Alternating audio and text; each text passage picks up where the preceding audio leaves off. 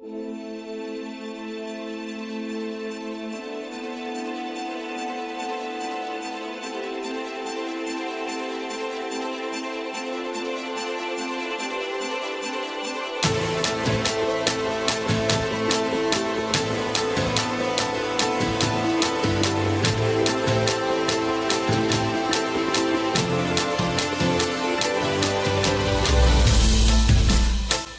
to the NFLMAX, the radio show inspired by the league, founded in 1998, bringing you 20-plus years of fantasy football experience, broadcasting from our brains to your earbuds each and every week as we break down player profiles for your teams in Dynasty.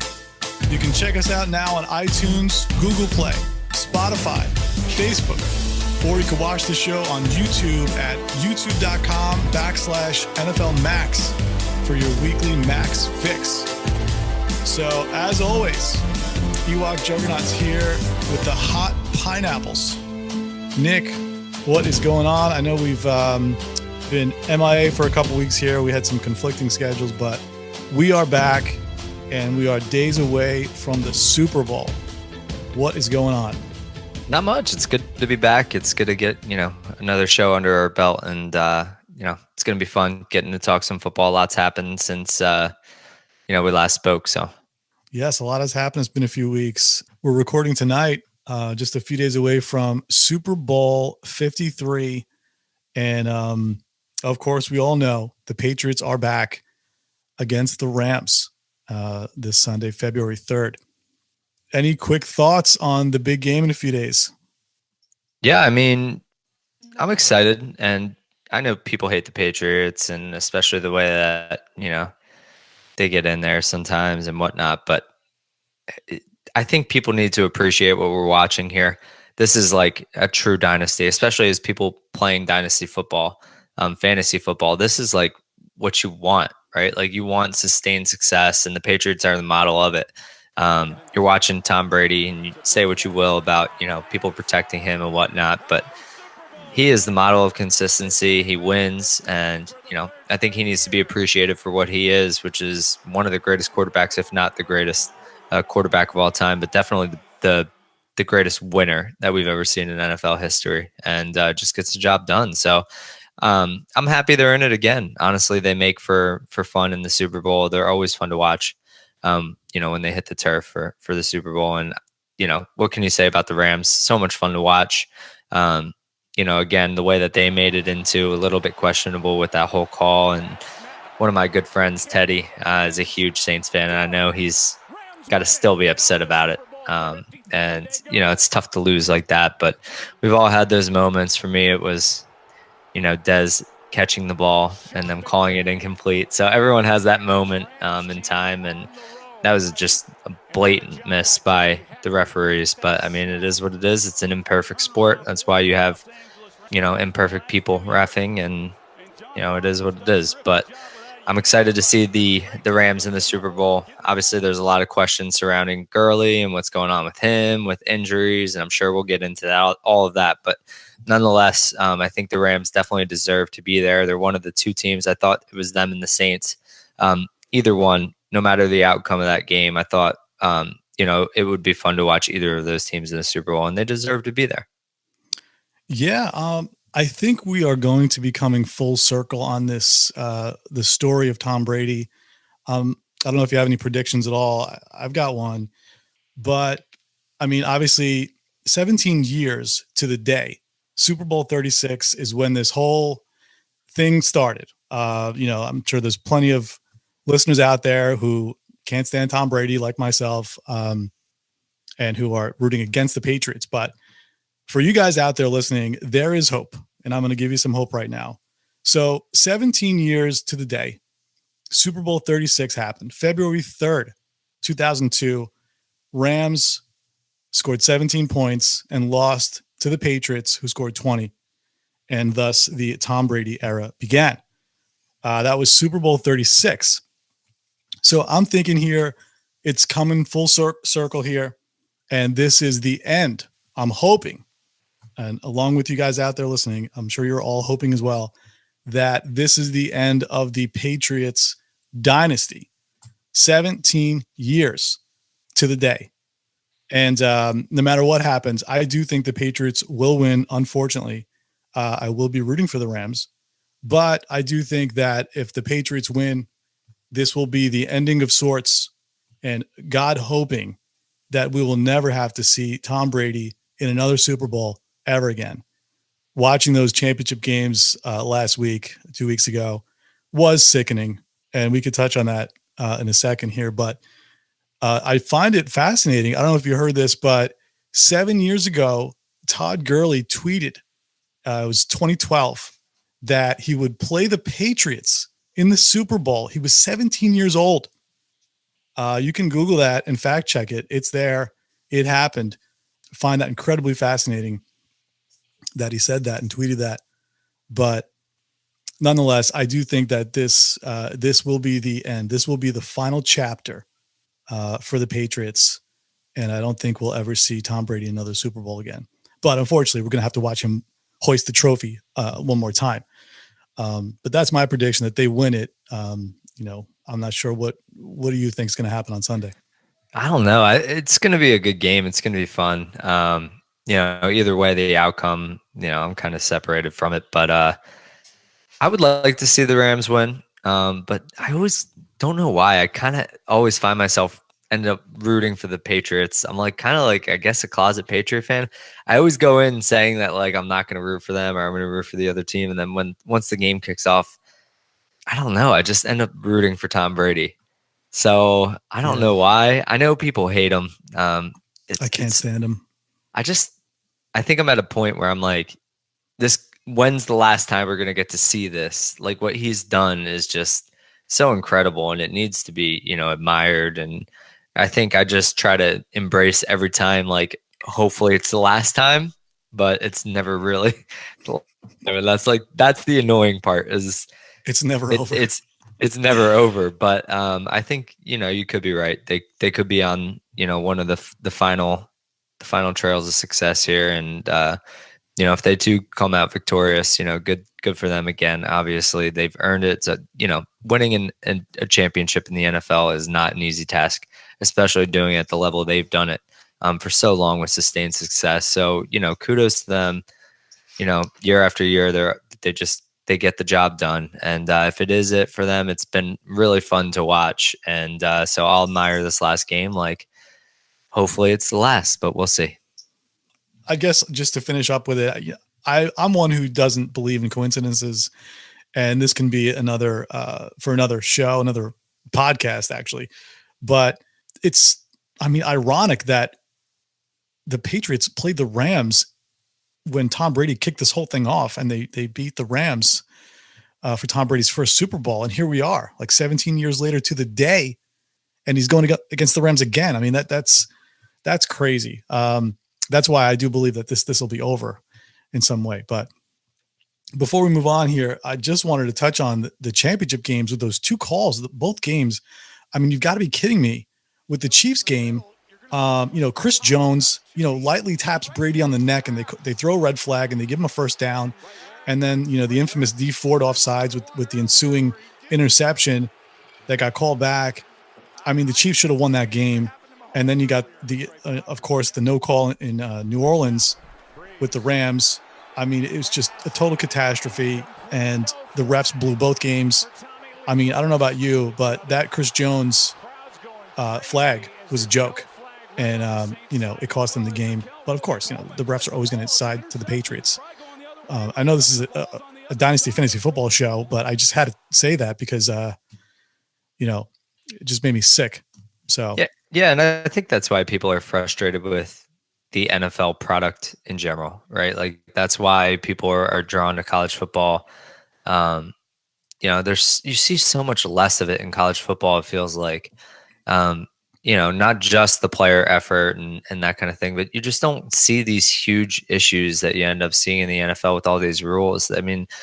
They are really protecting these quarterbacks. And obviously, people want to say what they want to say about the way that they protect Tom Brady, but he's the face of the NFL, right? So you have to protect him. He is your product, so to speak. And it feels like these quarterbacks can play like all of them could play until they're 45, right? Like Well, with the way the Drew, rules are now, yeah.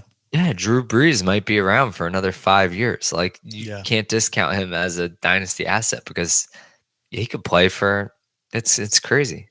I will say, I don't know if this is going to go over well, but I'm going to say it anyway, just so it's on record. I do believe in my heart of hearts that the Super Bowls are rigged. I'll just come out and say it. I don't know about anything else, any other games, but I do think that these Super Bowls are rigged. That'll be it. I just want to have it on record. Even when Tennessee came down all the way to the end and outstretched and just a yard short. Well, okay, let me preface by saying the Goodell era. Okay, that's fair. Yeah, because Goodell and Kraft are butt buddies, so God bless him. But he's doing his thing. But anyway, we'll move on. That's for another show. I wanted to get to a couple of questions here, listener questions that we couldn't get to a few weeks ago. So we'll read those off real quick, and then we'll move on here. Question number one was basically, is it a viable strategy to pass on running back within the first 4 rounds when your strategy is a 0 running back? So at what point do you take a running back with 0 running back, and is it a viable strategy to go wide receiver for the first 4 rounds? So what are your initial thoughts on that one? So I do want to say, like, startup, when you go into a startup, make sure you do your homework. You can't go in, just assuming that as you're drafting on the app, the ADP for my fantasy league pops up and you're going to draft the best within that pool of players, and a guy that you're targeting is way down the list, so you'll get him later. Like, you have to do your homework. You have to make sure that you're understanding where ADP value is. You need target zones, like set up tiers, make sure that you understand how the draft is going to flow, where are good spots to move up, move down, and so on and so forth. So with that being said, I don't think that you should lock yourself into any strategy going into draft. However, do I think that's a viable strategy? Absolutely, I do. And I only say that because, if you're drafting, like when I think about fantasy football, running back is the most valuable position. Like if you have one of the studs up top, it is very hard. And if you have one of the studs up top and they don't get hurt, it is very hard for you to be a bad team. You will at least be in the mix, even if you mess up the rest of your roster awful, and it's going to be hard for you in a 1-year window to not be a viable team. Obviously, running back is the most valuable dynasty position. But with that being said, wide receivers don't grow on trees, whereas running backs are very replaceable. And I've been on this pod before. I've said, like, I hammer the backup running back because historically, about 33 or 1/3% of the league of running backs will miss 4 or more games in a season. 1/3 of the running backs in the league will miss 4 or more games in a season. That makes the backup running backs very valuable. And you can get spot starts out of those guys. So as far as a 0 running back strategy, I wouldn't go in 100% saying I'm going 0 running back no matter what, because the value falls to you on the board. You have to work your tiers. Then that's part of doing that homework, is knowing where these guys are being drafted and what is good value and what's not good value. Do you have a guy in the same tier as a guy that you can get around later? Then you trade down. It doesn't make sense to sit and pick there when you can wait around and still get a guy that you like in the same tier that you view in the same way as a dynasty asset. So I wouldn't, stick myself 100% to 0 RB, but it is a viable strategy because, like I was saying, wide receivers don't grow on trees. Elite target and market share isn't something that you come across all the time. Like, I think one of the common misconceptions of dynasty is like, oh, they're a viable wide receiver too. Oh, they're going to be on the field all the time. I can throw them in my lineup. Well, my thought process is I would rather lock down those elite market shares or those elite target shares in the upper rounds. Guys who are underrated, like, Mike Evans or even a Corey Davis, who's the number 1 on Tennessee. I know that situation is a little bit hairy right now, but he's going to get the target share, 20 50% plus. Like that's your target area in there. Amari Cooper, like those guys are, you can find them in the second and third rounds of your draft to pair with a guy that you can draft in the first round, like a Michael Thomas or a Devontae Adams. If you can put a group of 2 or 3 wide receivers together where they have elite market share, out coming into the 4th or the 5th round, one of the things that I was really doing this past year, I'm sorry, was making sure I got Chubb. But part of the strategy is, again, doing your homework, knowing what the board looks like, and being confident in who you're going to select. Like, I knew I was going after Chubb in the 5th round. I was going to jump the board. I was going ahead of ADP because he was a player that I believed in. And if this strategy was going to work, I wanted to make sure that I hammered the market share, hammered the target share early, and then I knew I was getting Chubb. Well, it worked out wonderfully for me. And another target player of mine was James Conner, and I got him in practically every league. So I ended up coming out with 3 or 4 wide receivers who were, number ones on their team, potential studs, guys who all had the potential. And when I draft, I'm thinking about what guys have the potential to rise to round 1 ADP value, because that's what you're looking for, guys who are going to grow and are going to rise up the ranks. And, I had 3 or 4 of those guys, plus I had Nick Chubb and James Conner.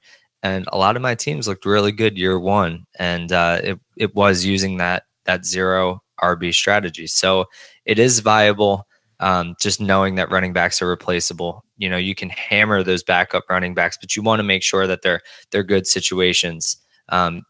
Teams like Jacksonville who focus on the run. Yeldon was a target player of mine. Latavius Murray, the Vikings focus on the run. He was a target player of mine. So you've got to make sure that you're doing your homework, understanding, schemes, and where can you pluck the value from. Yeah. And it depends on your strategy too. Like when you're doing a startup, you're starting your team from scratch. So what is you've got to have a plan. I mean, most of my startups, there's going to be somewhat of a productive struggle. I'm not going to necessarily punt year 1, but I'm going to look at a 3-year window in building and, acquiring players, whether it's, trade or through the draft. But honestly, like for me, my strategy, is it viable? Yes. I most of the time, like Nick said, I'm skipping it at the running back position, trying to build my team through wide receivers and elite market share wide receivers. And you got to target, if you're going to do that, you got to target, like you said, running backs in the late rounds that are going to be in great situations. But for me personally, I'm usually just taking the best player on the board, because if I'm looking at a 3-year window, I'm not really in a rush to compete year 1. So if I look at the startup and say, you know what, let me just acquire the best guy on the board each round. I don't care what position it is. Hopefully it's mostly wide receivers for the most part. But I mean, at some point you can't pass on a quarterback. If you can't pass on a Russell Wilson as you keep going down and down, further on into the rounds. So if you just take the best guy on the board every round, and then year 2, try to, make some deals, make some trades. That's the success that I've had building teams, is doing it that way. And, but to answer the question, yeah, it's a viable strategy. But at some point you got to pull the trigger at a running back and a quarterback. So, and you make a valid point too, is like, the startup draft isn't your only means of building your team. Like, I think one of the most important things, and one of the reasons that I think both of us do agree, and you know what, it's not like this is a secret. It's an industry kind of, thought process that you build, especially in Dynasty, through the wide receiver position, only because, I mean, they're more stable assets. Like running backs are more replaceable in nature. So a wide receiver is a more stable asset that you can have. It gives you a little bit of a longer runway. And when you're in a startup draft, I think that the most important thing that I'm going in there to do is to build my core and to stabilize and to bake in some upside for guys to rise up the board. So I'm thinking to myself, if I'm drafting them in round 6, can they become like a round 2 or a round 3 valuation? Mm-hmm. Like, I want a nice solid core, especially in those first 8 rounds. You can't be taking high risk, high, guys with character concerns. Those kinds of guys are the guys that I shy away from in the first 8 rounds, because it's so imperative to build your core, because really the bottom of your dynasty roster is all about churning value. Yeah, So I you mean, want to make sure that you're picking these guys up from the waiver wire and then you're flipping them and you're just exactly. continuing to churn and churn and churn. Like the startup draft is not the only way to build your team, but it is the way that you build the core. And you want to make sure that you are building a solid core. And I don't think that you can really go wrong if you're targeting elite market share and target share on teams. And that means very few wide receiver twos offer you that kind of upside. Juju Smith being like the lone exception. Mhm. Guys like Tyler Boyd or guys like those guys, Robert Woods, you can't count on them to give you the elite market share, the elite target share. Cooper Kupp, like those guys are ancillary pieces. The wide receiver twos, they're nice dynasty assets, but they're not a core of a team. They're very Yeah. movable assets. They're fluid, and those are the guys where you package them up and you try to get a guy that you can keep in your core for years. Yeah. I mean, well, this past year, the startups that we did this past year, most of them, you got Connor and you got Chubb in the mid to late rounds. And those guys are not only were they league winners, I mean, especially like you said, a couple of your teams were productive struggle teams and you weren't expecting to even be competitive, but you got those guys late. And not only are they helping you get into the playoffs, but their stock is shooting through the roof. And those were just two juicy situations to begin with, because we all had serious questions about Bell in the offseason, even before the holdout began in Pittsburgh. And then in Cleveland, we all loved Nick Chubb. So, those are just two examples right there of late Yeah. round running backs. But And just one more point to add on, just to add a little bit more love to this answer. I don't want it to run too long, but I love talking about startup like strategy with Connor, especially like you were saying. I was able to get him late, and the reason I was targeting Connor was because I believe that even if I had thought that Le'Veon Bell was going to. I thought it would be a miracle if he was able to go through the early part of the season without being in football shape again for the second year in a row without an injury. So I was going for Connor, looking for the spot starts, for 3-4 spot starts where he could give me those weeks where I could plug him in a productive struggle, maybe make a run for one of the final playoffs. Well, I ended up hitting gold with him, and now his value is a second round startup, and that is like, I mean, I was drafting him in the 13th 14th round, and now all of a sudden he's worth a second round value. And one of the things that I was able to do this offseason was I moved a couple shares of him, and I took him and I said, I practically got him for free. And, you don't want to be too bound to any one asset. And I just said, I practically got him for free. So let me cash in now. I sold him off for, a couple firsts in valuation in each of my deals, and I was able to net profit. And now I'll take that and I'll flip that into other assets. And I'll continue to try to churn and churn and churn and build and build and build just off that one decision that I made in a startup draft. And that's what it's all about, is locking in that value. And now the people that I traded him to, if he falls, it's going to be on them. They're going to be left holding the bag because now they paid second round valuation for him. When I got him for a 13th, I locked in that profit. I've moved on from him. I'm looking in other directions. And if he stays the same, great. They're not making a huge profit on him. But if he falls in stock, now they're left holding the bag because they traded what equates to multiple firsts to acquire him. So now they're paying a second round startup valuation for him. And I'm going to let them get caught holding the bag because there's not much room for growth for James Conner. Like James, guy who's going to get into first round startup territory. So I was comfortable selling him off at the second round valuation. Yeah. Well, to piggyback on that, and me and Nick actually made a trade in one of his leagues. He sent James Conner to me. If you want to pull that up real quick while I'm talking about it. So Nick actually traded James Conner to me. And he, like he said, he was looking to cash out. He doesn't necessarily, I guess, believe in the talent long-term, James Conner. Do you have that trade? Yeah, so I sent you James Conner, and in return I got Sony Michel, TJ Yeldon, who I really like hitting the free agency this year, and a round 4 draft pick, which this league is a little funny because it's a 6-round draft and it splits up. So the first 3 rounds happen right after the NFL draft, and rounds 4 through 6 happen after the 3rd week of the preseason. So I was targeting that 4th round pick. I find that 4th round pick to be a little bit more valuable than the 3rd rounder, only because then you get a whole preseason to kind of see these guys. And there's always guys who rise toward the top of a depth chart, that you'll be able to snag with the 4th rounder. So I will say that was probably one of my weaker deals. I had a couple deals where, I cleaned up with Connor. I was able to package him for OBJ. I was able to package him for 2 2020 firsts. So this was definitely one of my weaker deals, but it was one that, with the depth that I had in this league, having Todd Gurley, it was one that I felt I could afford. Yeah. And I wish that when we were talking about the trade via text back and forth, I do happen to be a pretty decent fan of Isaiah McKenzie. And I was going to ask you for McKenzie back. I know you probably would have did it. I forgot to do it. I clicked accept. But the thought process for me on the other end of it was receiving James Conner, who obviously showed us that he could be a RB1 in PPR, and, being a hometown kid in Pittsburgh and how the organization loves him. I had to jump on that. But I do have concerns with Sony Michel. When I watched the film of him in college, he looks like a totally different back than with the Patriots. He just looked fresher.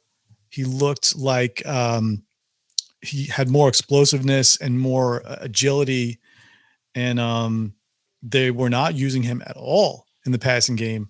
And that's a concern for me with James White, who's going to be there for a couple more years. So, I loved Sony Michel as a prospect. I still love him. I think he could turn it around and be better than even what he was this year as a rookie, but he just looks different. The tape looks different.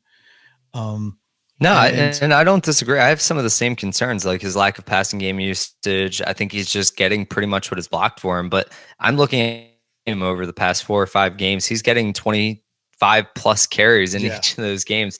It's crazy. They're just feeding him the rock. So, what Rex, and Burkhead's not going to isn't going to be a factor there anymore. And it's going to be him and James White. And even if he doesn't get passing down work, I'm comfortable with 25 plus carries within that offense. And the big reason I was selling Connor in the first place was because they signed NC State running back tight ends coach to be their running back coach. So Jalen Samuel's position coach is now in that role with Pittsburgh, and he used Samuels all over the field. The one reason I even liked Samuels coming out was because he was a tight end and a running back and an H-back. He used him everywhere. He was NC State's gadget player when he was in college, and now all of a sudden this guy is up in the NFL. Samuel showed that he can hang in the couple weeks that he replaced James Conner. Yeah. And my one concern is that Connor's going to lose the passing game work.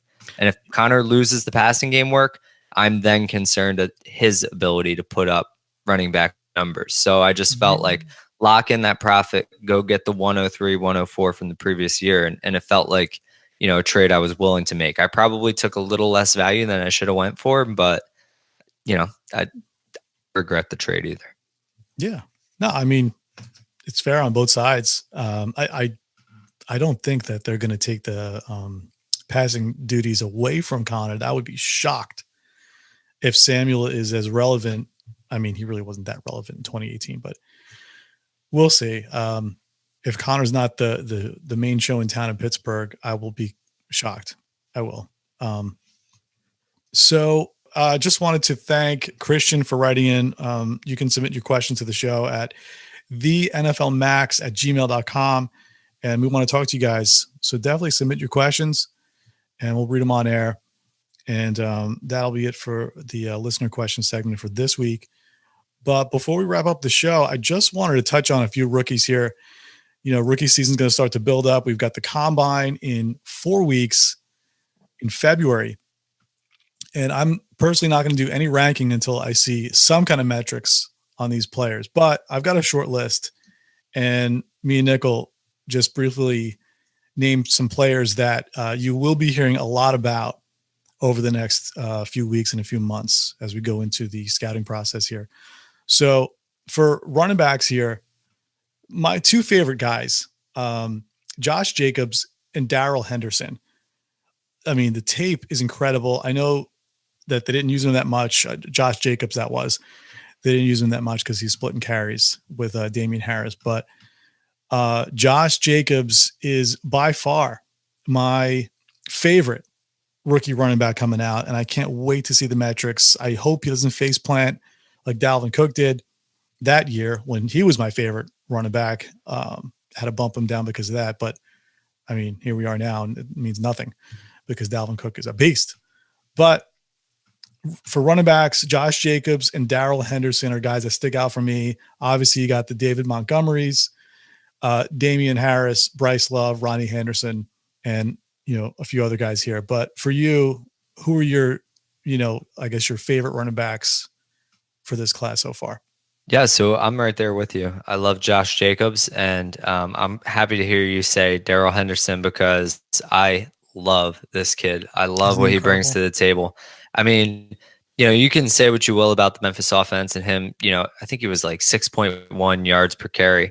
And say like he doesn't play big competition, but against Power 5 schools, he still averaged 5.6 yards per carry.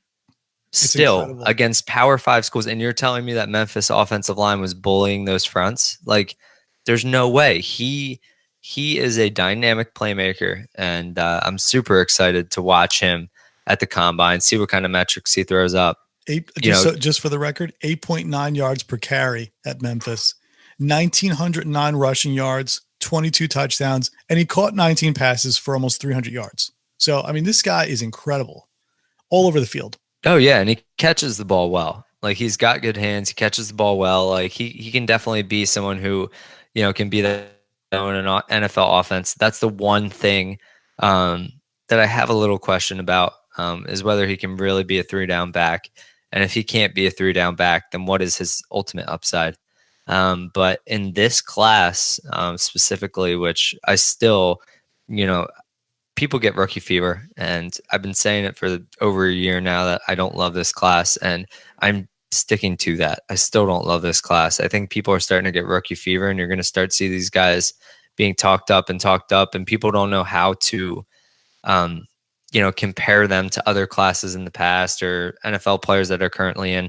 You hear all these glowing things and all these comps floating around, and this guy's being compared to this guy. And you have to make sure that you're watching the tape. You're getting your own eyes on the tape. You're seeing the talent level of these guys. You're looking at the metrics. You're making sure these guys are checking the boxes before you start investing in them. I still don't love this class. And with that being said, Darrell Henderson, I have some concerns of whether he can be a 3-down back in the NFL. But for this class, I mean, that's like a, 110 to, 203 pick. And it's like, are you comfortable investing there? Yeah, and that's the question. That's why I refuse to, rank any rookies right now, because their draft pedigree is going to play a major role. What team they go to, where they're drafted in the NFL is going to play a major role. But the two guys that just jump off the page for me are Darrell Henderson and Josh Jacobs. And, DLF doesn't even have them ranked 1, which is shocking. But, yeah, those are the two guys that I love. So let's move on to wide receiver. And these guys, you're going to hear a lot of talk about this. A.J. Brown, DK Metcalf, N'Keal Harry, Hakeem Butler, and Anthony Johnson is on my list. I love Anthony Johnson. I feel like already it's not even February yet, but I feel like Anthony Johnson is going to be my Anthony Miller of last year. Small school kid, but he's 6'2", but I just love what I see out of Anthony Johnson. So those are the guys that jump off the page for me. And I purposely didn't mention Marquise Brown, and I guess we could talk about him real quick, but what are some guys, just a few guys for you? Yeah, I've got essentially a very similar list. AJ Brown to me is one guy that I've fallen in love with. The other guy being Hakeem Butler. I cannot take my eyes off the film of these two. I must have watched their games for these two guys over and over again. I think I've rolled through their film, all film available on YouTube, um, for each of these guys, probably about 4 times. Hakeem Butler on a slant route, if you let him inside of you, it is game over. That I mean, height will kill game you. over in the middle of the field with this guy. He is just incredible. His ability to get inside of you and body you and get position. I am infatuated with Hakeem Butler. And then on that list, obviously, is DK Metcalf too.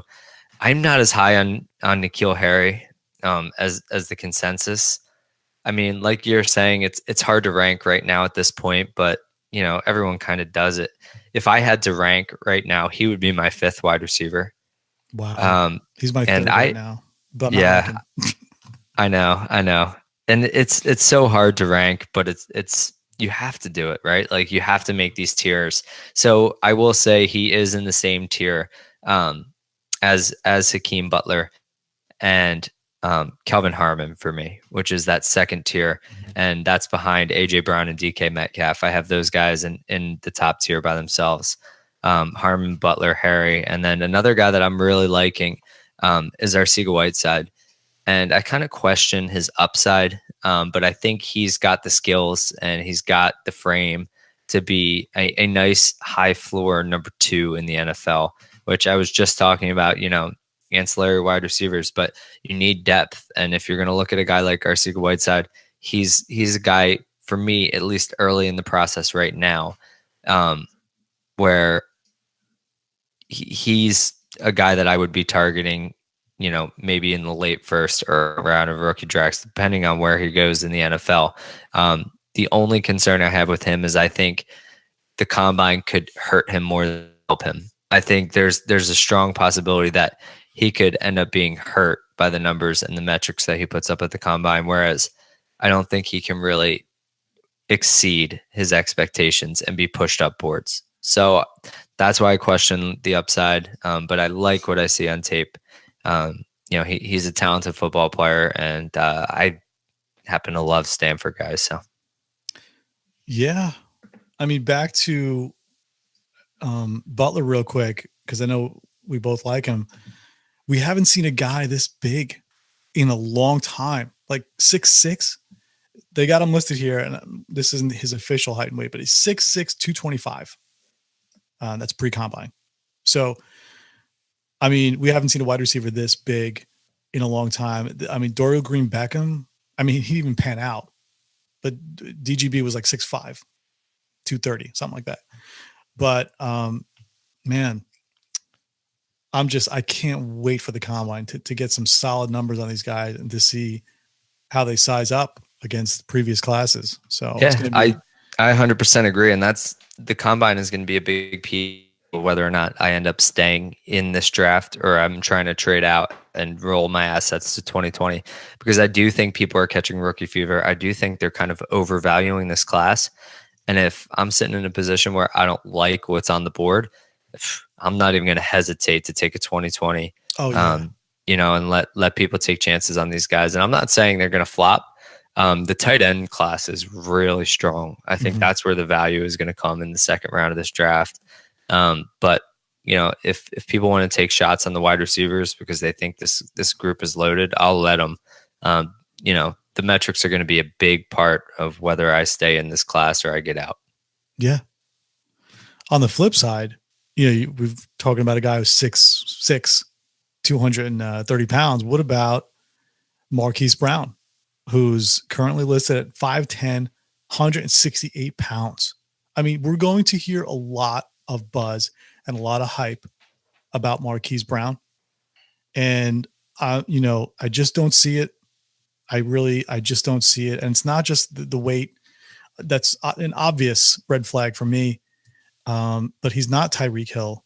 And I'm sure we're going to hear the Tyreek Hill comps because of the height and the weight, and the speed's there. But I want to see it. He's got to run like a 4.3 for me to be interested. And I'm not quite sure we can see that 4.3 speed on tape. What do you think of Marquise Brown? Did you know he's a cousin of Antonio Brown? He is? Yeah. And that's why people love him. It's name cachet. It's nickname in college was Hollywood. someone who plays a lot of college DFS and watches a lot of college football, I don't even think he was the best wide receiver on Oklahoma. Like, I'm looking at CeeDee Lamb, coming out in the next year or two, and I thought he was a better wide receiver. I can't get on board with Marquise Brown. He's got game-changing speed, but I think it played better in college and it'll play at the NFL level. What are the odds he runs a 4.3? Do you think he can hit that? Like Tyreek Hill numbers? I don't know. He's fast. I mean, he's definitely fast. But he just does not have that top end. He does not have that top end speed. I don't see it. I don't see it either. I don't. And that's what concerns me. If he doesn't do that, I mean, it feels like he's got to put up John Ross type numbers for me to even be interested, and it's not happening. So I don't know.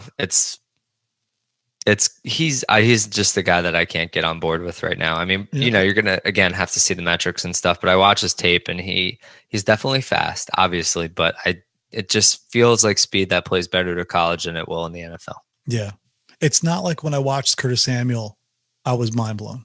Yeah, and and he's got the 4.3 speed, but when I remember, as a prospect, Curtis Samuel, another undersized guy, underweight guy, but lightning fast, he popped off the screen, and I just don't see it with Marquise Brown. So, I just want to have that on record now, because here we go. I mean, February, March, April, we're going to start hearing about these guys. Yeah.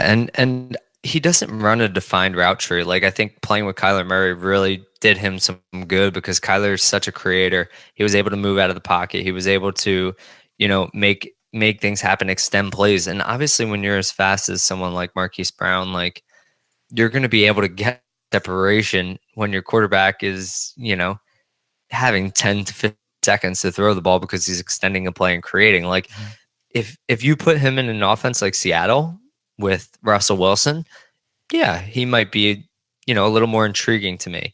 But if you put him in an offense where, you've got a stabilized quarterback who's not going to extend a play, who's, you're going to rely on your wide receiver to create separation, he's not a guy that I'm buying into at all. And even if he does go to Seattle, he's going to be so far over based on opportunity and things of that nature. I doubt I'll have any shares. Yeah, me neither. We'll move on to quarterback before we close out the show. Kyler Murray.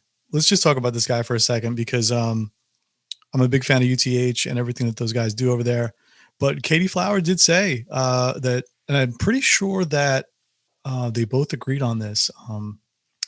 Tim Torch and Katie both agreed that Kyler Murray was pretty much using the draft, the NFL draft, to boost his stock in MLB and to get a bigger contract with baseball. I'm going to go the other way on this. I'm going to say he actually does get drafted and does play a couple years. And I'm a big fan. I love Kyler Murray, and I don't care that he's 5'9". It's, he's been playing football all these years at that height. So, I mean, obviously it's a different game in the pros, but he was incredibly impressive as a prospect in college. So I'm going to say he plays. I'm going to say he gets drafted in the first round, and I'm looking forward to watching him. What do you think about Kyler Murray?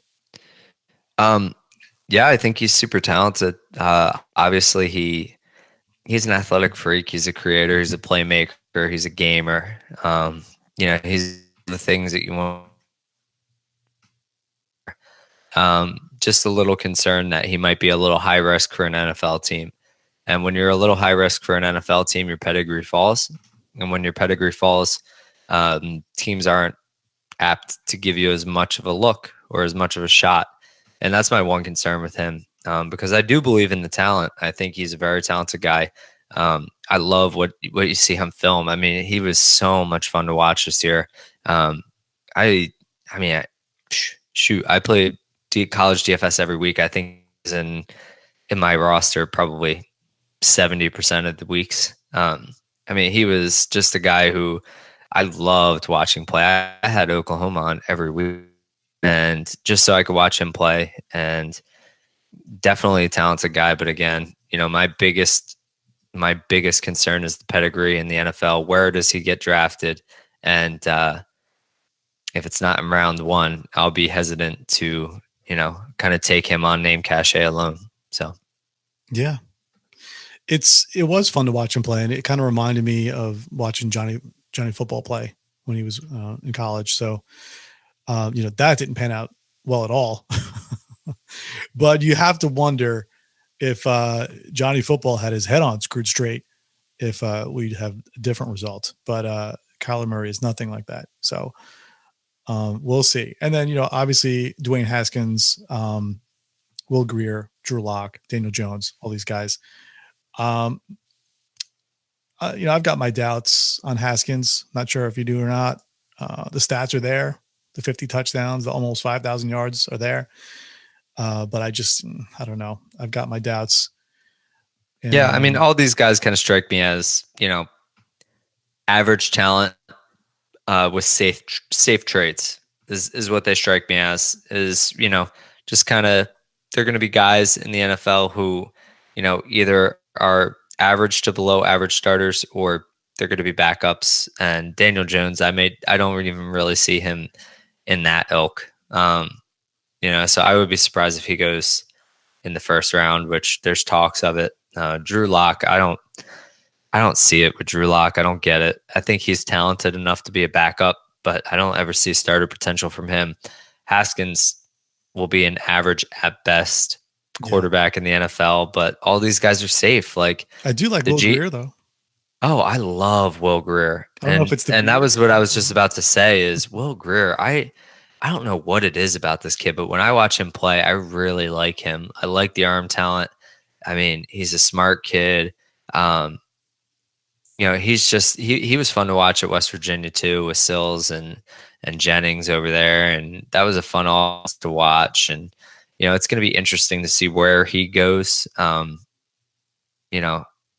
His pedigree will be low. I don't see him getting into day two, and if he doesn't get into day two, it's going to be hard to justify a rookie pick. But yeah, it'll be fun to watch his career, and he's definitely someone that I'm more interested in if he does go in day two than a guy like Daniel Jones or Drew Lock. Unless Lock does end up going at number 10 to the Broncos, I can't see being interested in a guy like Lock. They just seem like low risk picks for a front office where if they flop, you can justify why you picked them. Well, like I said, we'll see. Scouting combines in a few weeks, early February. To be exact, as I pull up my calendar, February 26th. Ooh, and it's day after my birthday. Oh, look at that. Look at that. February could be the day my baby's born. Yeah, I know. Baby on the way and your birthday. I know. So it's 5 days of the Super Bowl, 27 days to the combine, 43 days to the launch of free agency, 86 days till the NFL draft. And that's it. There you go. That was courtesy of Ryan McDowell. He put that on Twitter today. Thanks, Ryan. Yeah, thanks, Ryan. And here we are. We are full steam ahead, and it's official. The off season is here. And this is my favorite time of year. I love the scouting process and everything about it. So, but we will be back every week. We just wanted to hit up and talk to you guys this week because it's been a couple weeks. But that'll be for the show. Any final thoughts for you, Nick? I mean, just my only final thought is that you must not have looked at the tight ends because we didn't talk about them, and this class is stacked. Yes, the obvious ones are Noah Fant and Irv Smith Jr. But don't sleep on Hawkinson, man. And you're saying, here. Oh, he was a guy that I loved watching play at Iowa. Like it was so much fun to watch him and Font on the field at the same time. I'm telling you, as someone who watched Iowa games because he was in the DFS lineup, Hawkinson is the real deal. Don't sleep. Okay. He's third on my list right now, but we'll see what happens. And I love Irv. Yeah.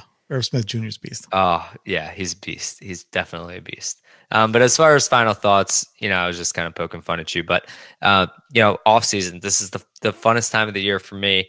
My favorite. I always say I'm not going to do startups. And I think my wife went upstairs. So I can say I'm going to definitely do like a couple. I can't help myself. I love it. I love building tiers. Make sure you do your homework. Get yourself prepared. Be ready to roll. It's just so much fun, and just enjoy the off season. Send out trade offers. I try to send out 3 to 4 in each league that I'm in per week at least. Just be active so people know that they can come to you. Keep the league engaged and just have fun with it. And make sure that you're checking your waiver schedule, because I can't tell you how many leagues sneak in a waiver process in the off season. It's not always locked for the entire off season in every league. Yeah. I always try to add one league. I always try to add one startup every off season, and I usually try to get rid of or get out of one league, because usually if you're in as many leagues as Nick is in, he's in way more leagues than me. There's always a league that's going to die, or you just get disinterested in. But I try to, and I would recommend joining a new league, at least one every year, and then just get rid of the ones that are just dying or just, not interesting. But that'll be it. That'll be it for this week. I just wanted to give a special shout out and a special thanks to Nikki Bots, my man out there who's helping us get more subscribers. And we want to hear from you guys. Like I said before, please write into the show at TheNFLMAX@gmail.com. And you can hit us up on Twitter. I'm at Ewok Juggernaut, and Nick is at the Hot Pineapple. Oh, no, I'm sorry. It's Hot Pineapples FF on Twitter. And also wanted to thank Jordan Del Tufo and my boy Corey McManus, who's also helping us get more subscribers. Thank you guys for listening to the show and for helping us out. So that'll be it for this week. We'll be back next week. And thanks again for listening, for subscribing. We'll see you guys next week. Everybody, one clap.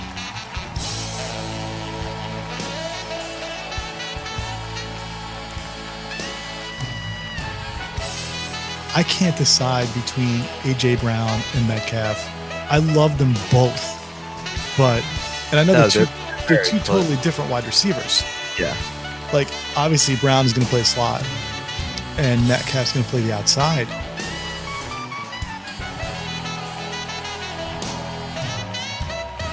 You know who A.J. Brown reminds me of, just watching him run routes? Who? Amari Cooper. No. Dude, his separation is ill. How dare you? All right, that's a little bit of a stretch. See, those are like those lazy comps. Just because he gets separation, I can comp him to Amari Cooper.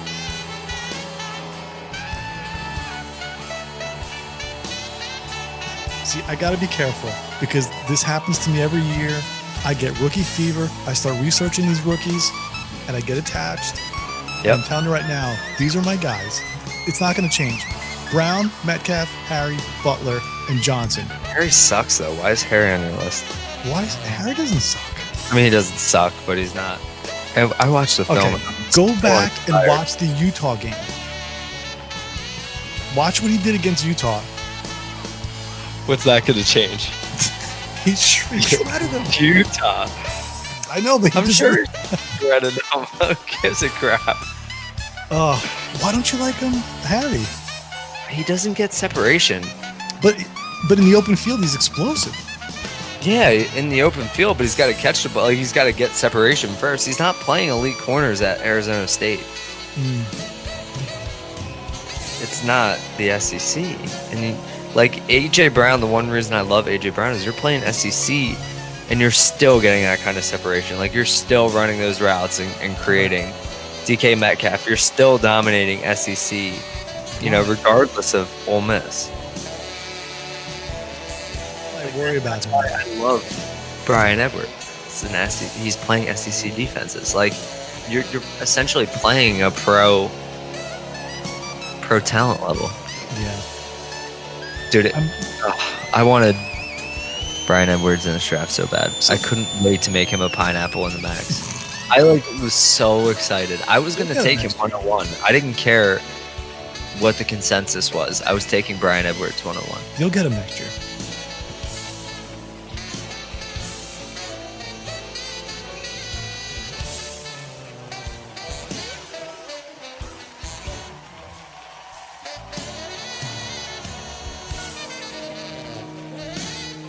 Bryce Love. The dude ran for 2,000 yards 2 years ago. I mean, this guy, like Dan said to me on the phone, they're going to sew and duct tape his leg back on. I'm just throwing this year out the window and hoping that 2017 is what Bryce Love really is. One clap, one clap, one clap. I got a bold take for you. What? Benny Snell Jr. He's going to get drafted by the Jets. Benny Snell? He's fine. And he's not going to light up the combine, but he's going to be a legit force. He's like Jordan Howard 2.0. I mean, he's a big boy. Benny, and we're going to be singing Benny and the Jets in 2019. Benny and the Jets.